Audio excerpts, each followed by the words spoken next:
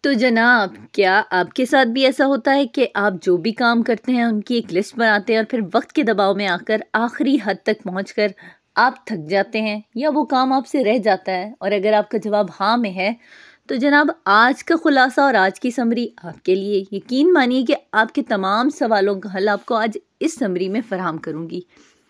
اس خلاصے میں آپ یہ بھی سیکھیں گے کہ آپ کیسے اپنے اندر پیداواری صلاحیت یا جسے آپ پروڈکٹیوٹی کہتے ہیں پیدا کر سکتے ہیں، اور اس سارا کام کیسے پورا کر سکتے ہیں پروڈکٹیوٹی وے میں.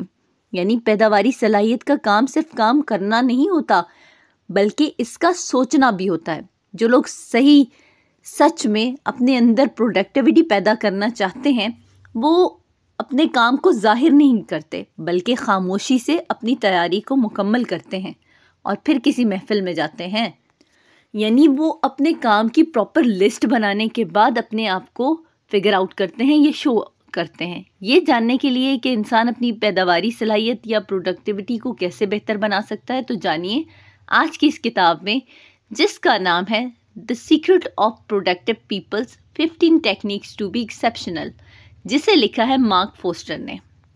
تو جناب، میں ہوں مریم مرتضیٰ، آپ کے لیے اس بک کا زبردست قسم کا ریویو لے کے آئی ہوں. اس کتاب میں آپ یہ بھی سیکھیں گے کہ کیا آپ کام کو ٹالتے رہنے کی عادت سے پریشان ہیں تو اپنے آپ کو کیسے پروڈکٹیو بنایا جائے اور اپنے گول پر کیسے فوکس کیا جائے. عموماً گول پر فوکس کرنا مشکل لگتا ہے.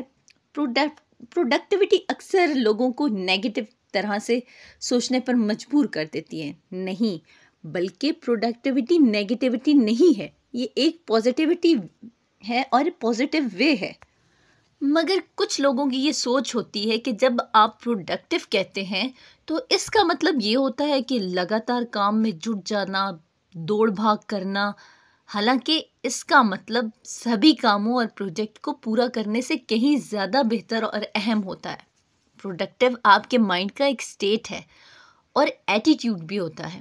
اس خلاصے میں آپ یہ بھی جانیں گے کہ پروڈکٹیو ہونے کا اصلی مطلب کیا ہے اور اس کو کیسے جانا جائے اور اسے کیسے سیکھا جائے کہ اپنے وقت کو صحیح طریقے سے کیسے استعمال کرنا ہے، اپنے وقت کی مینجمنٹ کیسے کرنی ہے. اور آپ یہ بھی سیکھیں گے اس بک میں کہ فیلئر یعنی ہار کو کیسے ہینڈل کرنا چاہیے، اور اگر آپ کسی فیلئر سے گزر رہے ہیں تو اس کو آپ کیسے مینج کر سکتے ہیں.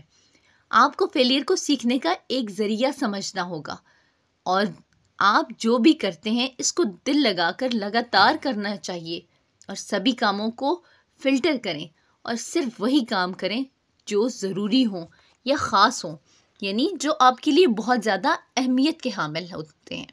اور اس میں آپ یہ بھی جانیں گے کہ وقت ہمارے لیے کتنا خاص ہے. وقت آپ کا سب سے قیمتی ریسورس ہے، اسی لیے اسے سمجھداری سے خرچ کریں.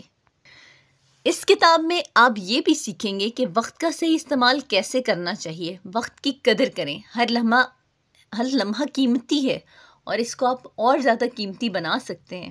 جیسے اپنے ہدف سیٹ کریں، اپنے گول سیٹ کریں، اپنے گول مقرر کریں، ان پر فوکس کریں اور ان کی منصوبہ بندی کریں. اپنی ترجیحات کو جانیں اور ان پر فوکس کریں، اور جو کام زیادہ اہم ہو ان پر فوکس رکھیں. اپنی سوچ کو مثبت یعنی اپنی مائنڈ سیٹ کو پازیٹیو وے میں لے کر جائیں. چیلنجز کا سامنا کریں پازیٹیوٹی کے ساتھ. سیکھیں اور سکھانے کا جذبہ رکھیں. جب آپ سیکھتے اور سکھاتے ہیں تو آپ کی نالج میں اور زیادہ اضافہ ہوتا ہے، تاکہ آپ اپنی نئی مہارتوں اور علم کو پا سکیں.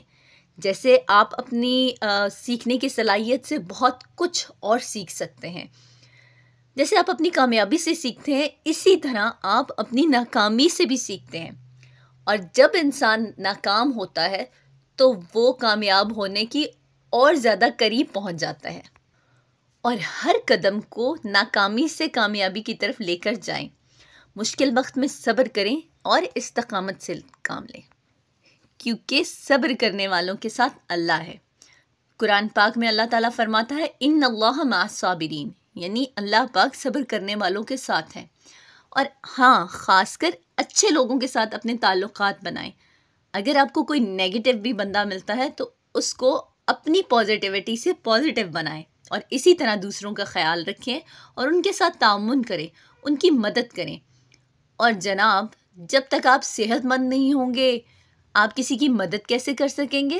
اس لیے سب سے اہم اور امپورٹنٹ جز یہ ہے کہ اپنی صحت کا خیال رکھیں. صرف جسمانی صحت نہیں، اپنی ذہنی صحت کو بھی اچھا بنائیں، تبھی آپ کوئی نہ کوئی کامیابی حاصل کر سکتے ہیں.